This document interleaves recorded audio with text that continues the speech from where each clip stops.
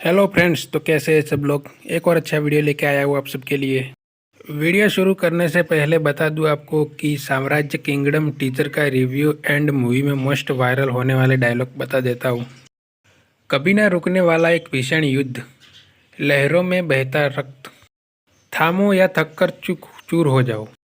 ये महायुद्ध ना रुका है, हवा पर आक्रमण होते रहेंगे, शरीर मिट्टी में मिलते रहेंगे। किसके लिए है ये विनाश, किसके लिए है ये विद्रोह, किसके लिए है ये महायुद्ध।